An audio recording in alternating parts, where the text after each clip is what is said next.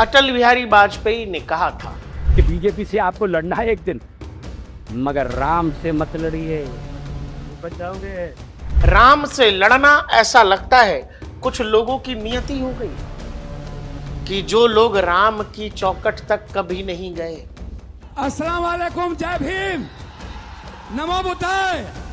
जिन लोगों ने अयोध्या को सरयू के पानी को लहूलुहान कर दिया। मुझे फट है गोली चली, आपने ऊपर चढ़ा दिया एक व्यक्ति को, तो हमने तो आपने संकल्प किया था मस्जिद गिराएंगे। हमने लाखों की भीड़ में कहा है हम मस्जिद को बचाएंगे। और इस बात का समाजवादी पार्टी और उसके नेता को न कभी अफसोस था और न रहा है, रहेगा। चाहे हिंदू माने, चाहे हिंदू न माने, चाहे हिंदू वोट दे उनको, चाहे न दे। वो लोग अयोध्या में चंदे की चिंता कर रहे हैं। आस्था के साथ खिलवाड़, फिर ऑडिट क्यों नहीं, आरटीआई क्यों नहीं, एसआईटी के द्वारा जांच क्यों? पप्पू यादव अब इस देश के सनातनियों को बताएंगे पप्पू यादव चोरी हुआ कि नहीं हुआ, अपराध हुआ कि नहीं हुआ, वो बताएंगे पप्पू यादव, जिसमें हत्या के प्रयास से लेके, लूट से लेके, रंगदारी से लेके, बलवा से लेके, किडनैपिंग से लेके हर तरह के केस हैं, देख लीजिए। लेकिन जूता पहन के बार बार प्रभु राम की तस्वीर आप जमीन पर रगड़ रहे हैं, वो अवधेश प्रसाद की कदमों में रख रहे हैं। आप समझो, देश का विपक्ष तय करे कि उसे बीजेपी से लड़ना है या 100 करोड़ लोगों की आस्था और धर्म से। एक दुर्दांत अपराधी सजा याफ्ता हत्या के केसों में लंबे समय तक जेल में रहने वाला असभ्य पप्पू यादव अपमान कर रहा है। क्या अयोध्या के श्री राम जन्मभूमि मंदिर के चोरी में कोई साधु संत इन्वॉल्व है, कोई पुजारी इन्वॉल्व है? भगवा का अपमान करने का मतलब भगवान राम का अपमान करे, सनातन का अपमान करे।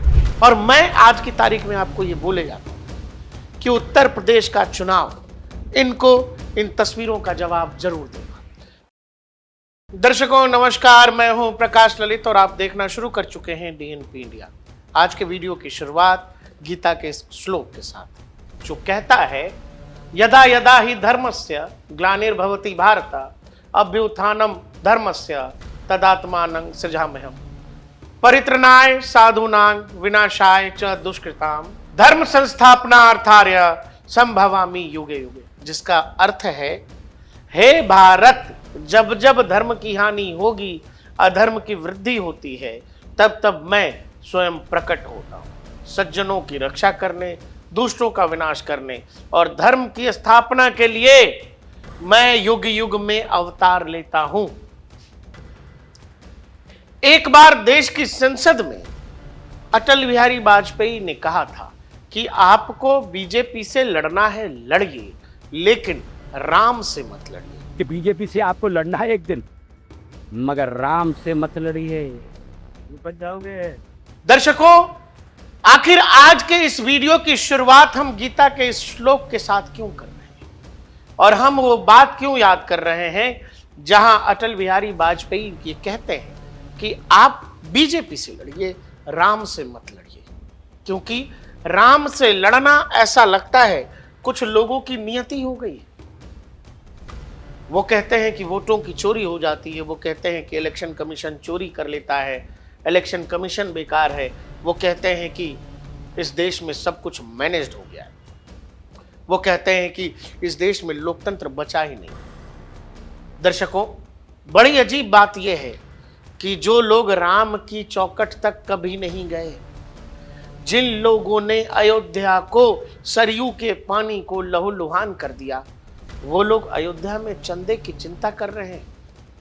अयोध्या में जो पाप हुआ है, राम के चंदे में चोरी का जो दुष्कर्म लोगों ने किया है, उनको सजा तो मिलेगी ही मिलेगी। लेकिन दिक्कत क्या है मित्र, कि उसमें कोई साधु महात्मा नहीं था जिसने चोरी किया है, कोई भी भगवा पहना हुआ साधु या संत जो उस चंदे चोरी में शामिल नहीं था। आखिर क्या मतलब है पप्पू यादव भगवा कपड़ा पहनकर संसद में बैठ रहे हैं, और वो लोग जिन्होंने कभी राम को कहा कि राम तो काल्पनिक है, वो लोग जो सेतु समुद्रम परियोजना चला रहे थे, वो लोग जो बानर सेना द्वारा बनाई गई सेतु को तोड़ने पर आमादा थे, वो लोग आज राम के हितैषी हो गए हैं। वो लोग चंदा चोरी की बात करते हैं। जो लोग हर हाल में वहां बाबरी को खड़ा कर देखना चाहते थे, जो लोग हर हाल में वहां बाबर का बनाया गया वो किला चाहते थे, वो कह रहे हैं कि हम राम के हितैषी हैं। और ये सब कुछ इस देश में तब जब इस देश की बहुसंख्यक आबादी सनातनी है। ये सब हो रहा है, देश की संसद में हो रहा है। इनका कहना है कि चंदा चोर गद्दी छोर। किसने चंदे की चोरी की है और सरकार इसमें क्या कर रही है? राम मंदिर बनवाने में इनका क्या योगदान है भाई? प्रभु राम में इनकी क्या श्रद्धा है? ये व्यक्ति पप्पू यादव जूता पहन के, भगवा कपड़ा पहन के बैठा हुआ है। हम लोग हमारे घर में भी जो पूजा पाठ करते हैं लोग, तो कभी उस घर में जो है, जो पूजा घर होता है, उसमें लोग चप्पल पहन के कभी नहीं घुसते, गंदे पैर नहीं घुसते। आपको सुबह की पूजा अर्चना करनी है, शाम की पूजा अर्चना करनी है, लोग हाथ मुंह धो के, पैर धो के जाता है। पप्पू यादव बैठे हैं, कुछ विजुअल्स हैं, हम आपको दिखाते हैं। राहुल गांधी आ रहे हैं। राहुल गांधी से कोई कहे कि अयोध्या चलो, बुखार चढ़ जाएगा, नहीं जा पाएंगे, नहीं हिम्मत कर पाएंगे अयोध्या जाने की। इन सबको आमंत्रण था राम मंदिर का, कोई भी नहीं गया। और आज ये राम मंदिर की चिंता कर रहे हैं कि हमारा आपका, इस देश के करोड़ों सनातनियों का मजाक बना रहे हैं। वो आपको इसी लायक समझते हैं। इस देश में कोई ये हिम्मत कर सकता है कि किसी पादरी का वेशभूषा लेकर ये पप्पू यादव आएंगे संसद भवन में? वक्फ बोर्ड, जहां ना जाने कितने घोटाले और कितनी चोरी है मजहब के नाम पर, क्या कोई मुफ्ती मुकर्रम मौलाना बनकर के पप्पू यादव आएंगे? अगर इनको इतने ही चंदे की चिंता है तो चंदे के नाम पर इस देश में क्या क्या हो रहा है पप्पू यादव करेंगे? नहीं करेंगे। और ये तमाम लोग, आप झुंड देखो, डिंपल यादव हैं समाजवादी पार्टी के, जिनको अवधेश प्रसाद को, जिसको अखिलेश यादव ने कहा कि ये अयोध्या के राजा हैं, वो आदमी माथे पर ये दान पत्र लिए घूम रहा है। आम आदमी पार्टी के संजय सिंह उसमें कुछ डाल रहे हैं, दांत फाड़ रहे हैं। ये क्या मजाक चल रहा है? यही तस्वीर आप बदल दो, यही तस्वीर आप बदल दो, और कल को कोई बीजेपी का सांसद मौलाना बनकर के आ जाए। देखो इस देश में सेकुलरिज्म 2 मिनट में खतरे में पड़ता है कि नहीं पड़ता। लेकिन इस देश के करोड़ों सनातनियों की आस्था का कोई मतलब नहीं है। आपकी आस्था, आपके आराध्य, आपकी भावनाओं का इनके लिए कोई मतलब नहीं है, क्योंकि ये जानते हैं कि जब वोटिंग की तारीख आएगी, आप एससी में, एसटी में, ओबीसी में, जनरल में बट जाएंगे। आप ब्राह्मण, राजपूत, भूमिहार, वैश्य, यादव, इनमें बट जाएंगे। और वो आपको ऐसे ही बांटते देखना चाहते हैं। ये विजुअल देखिए, बार बार पप्पू यादव अवधेश प्रसाद के पैर पकड़ रहे हैं, साथ में जो प्रभु राम की तस्वीर ले रखी है उसको भी जमीन पर लगा रहे हैं, खुद जूता पहन के रखा हुआ है। आपको लग रहा है कि ये आपके चंदे की चिंता कर रहे हैं, ये प्रभु राम की चिंता कर रहे हैं? जिन लोगों ने अपनी ताकत का हर वो हिस्सा लगा दिया कि अयोध्या में प्रभु राम की वो जो शिखा है उस पर धर्म ध्वज नहीं लहराना चाहिए, वो लोग आज चंदे की चिंता कर रहे हैं।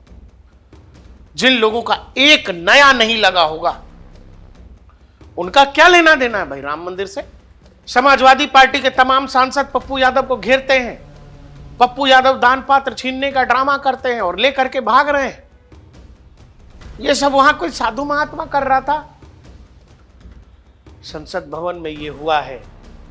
और इसीलिए मैंने आपसे कहा कि इन लोगों की जो दुर्गति है, आज ये लोग जिस भी वजह से अपने राजनीतिक नेपथ्य में हैं, या जनता के बीच अगर इन नामों के साथ एक संदेह आता है तो उसका कारण है क्योंकि ये जो अचानक राम के प्रति इनके अंदर भावनाएं जो जागृत हो रही हैं, वो कृत्रिम है, दिखावा है, बनावटी है, झूठ है। एक पॉलिटिकल पार्टी जिसने कार सेवकों पर गोलियां चलवा दी, जिनके माननीय मुलायम सिंह यादव से लेकर राम गोपाल यादव तक को यह गर्व रहा कि हाँ हमने ये किया।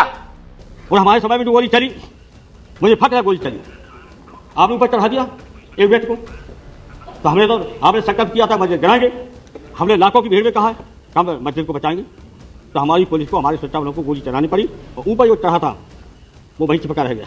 वो गुम्बद पर चढ़ तो गए लेकिन उतर नहीं सके, ये रिकॉर्ड। और इस बात का समाजवादी पार्टी और उसके नेता को न कभी अफसोस था और न रहा है, न रहेगा।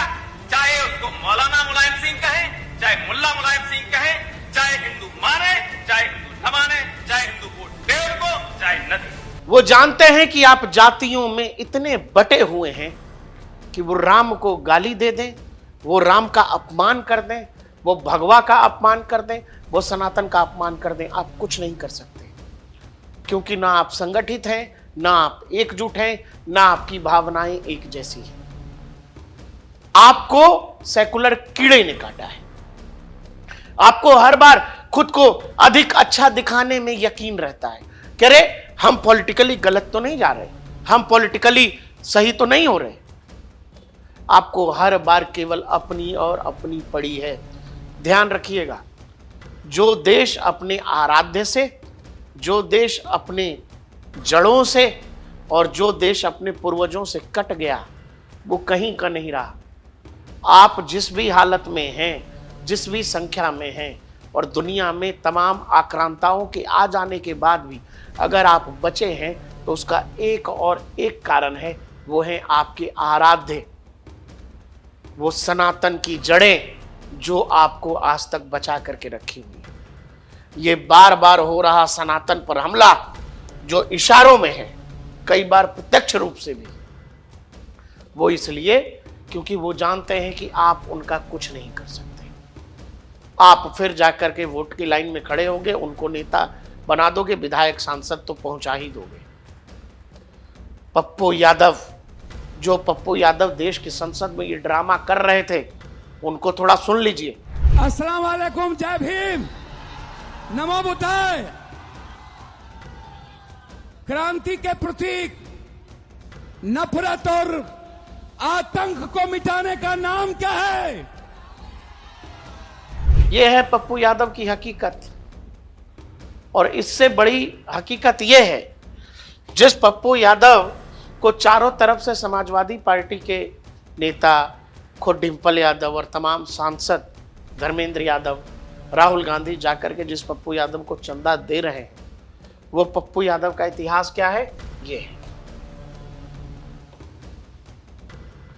पप्पू यादव अब इस देश के सनातनियों को बताएंगे, पप्पू यादव चोरी हुआ कि नहीं हुआ, अपराध हुआ कि नहीं हुआ, वो बताएंगे। पप्पू यादव जो खुद 41 मामलों के आरोपी हैं, 41 अलग अलग केस हैं पप्पू यादव, जिसमें हत्या के प्रयास से लेके, लूट से लेके, रंगदारी से लेके, बलवा से लेके, किडनैपिंग से लेके हर तरह के केस हैं। देख लीजिए,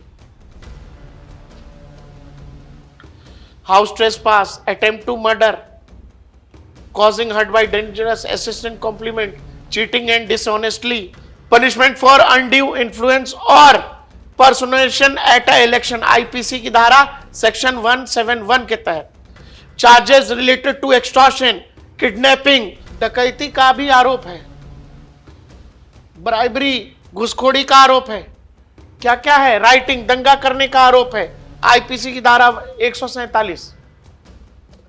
टोटल 41 आरोप है। बिहार के 40 सांसदों में से 21 दागी है, जिनमें से सबसे ज्यादा केस पप्पू यादव पर है। शिवम त्यागी हैं बीजेपी के, लिख रहे हैं, जब तक ये सरकारों में रहे इन्होंने हिंदू धर्म और भगवान को हर रोज गाली दी, आज विपक्ष में भी वही कर रहे हैं, सर्वनाश होगा। बाकी कुछ दरगाहों, मस्जिदों के नाम है जिनमें चोरी हुई है, इनकी औकात हो तो एक बार मौलाना भी बनकर दिखाए। हजरत बल दरगाह, हाजी अली दरगाह, बियाबानी दरगाह, खलीज खान दरगाह, टीपू सुल्तान शाही मस्जिद, जामा मस्जिद, मक्का मस्जिद, अजमेर शरीफ दरगाह, नागौर दरगाह राजस्थान, हाजी मलंग दरगाह। क्या ये पप्पू यादव या विपक्ष के किसी नेता की इतनी हैसियत या इतनी हिम्मत या औकात है कि ये कर सकेगा देश की संसद में? नहीं कर सकेगा। क्यों नहीं कर सकेगा? सोचिए।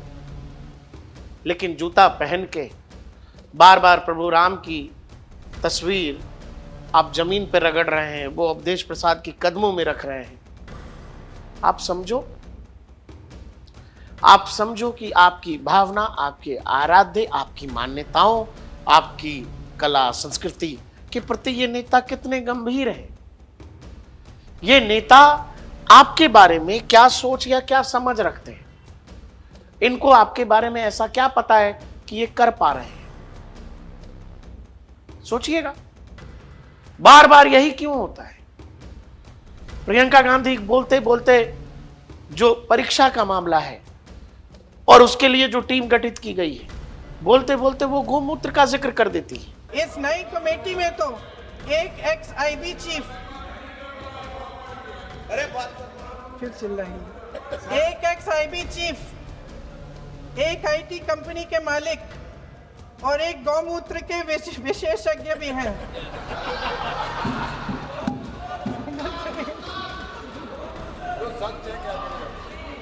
इन्हें शिक्षा के बारे में क्या पता जी? एक दिन बाद भाई जब लोकसभा में बोलना शुरू करते हैं तो वो अंधभक्त जैसे शब्दों का इस्तेमाल करते हैं। ऐसा क्यों कर रहे होंगे? बार बार निशाने पर आप हैं। उनको बीजेपी से लड़ना है कि सनातन से लड़ना है? वो लड़ रहे हैं। क्यों? क्या कारण है? और जो कुछ देश की संसद ने देखा है दर्शकों, 1 साल बाद उत्तर प्रदेश का चुनाव है। उत्तर प्रदेश जवाब दे देगा कि उत्तर प्रदेश भगवे के साथ है या भगवे के खिलाफ है। आज देश की सबसे बड़ी पंचायत के बाहर जो तमाशा हुआ, निसंदेह वो 100 करोड़ लोगों की आस्था पर कुठाराघात है।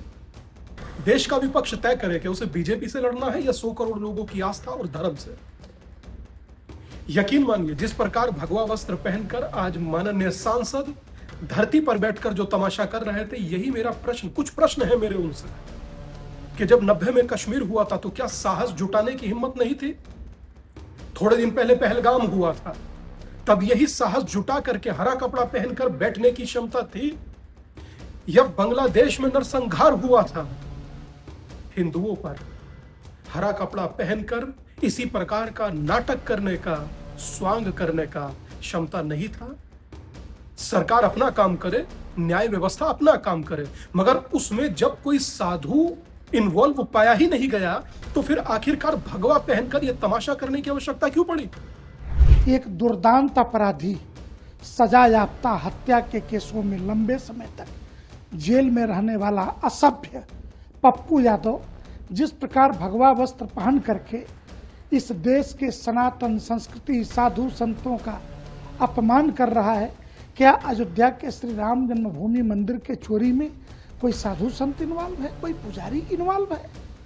देखिए, पप्पू यादव ने भगवा वस्त्र को धारण करके और भगवान की तस्वीर को लेकर के और सांसद हमारे अवधेश प्रसाद जी इस तरीके से नौटंकीबाज कर रहे हैं, भगवा का अपमान कर रहे हैं। ये संत समाज सहन नहीं कर सकता है, क्योंकि भारत की पहचान इस संस्कृति और सनातन से है और भगवा ही ये देश है। और भगवा का अपमान करने का मतलब भगवान राम का अपमान करें, सनातन का अपमान करें, परमात्मा का अपमान करें। दर्शकों, मैं रोज पूजा नहीं करता हूं, मैं रोज मंदिर नहीं जाता हूं, मैं मतलब रेगुलर नहीं कर पाता हूं, लेकिन यार ये जो तस्वीरें हैं, ये जो विजुअल है, ये देख के ऐसा लग रहा है कि यार ये क्या ये जरूरी था?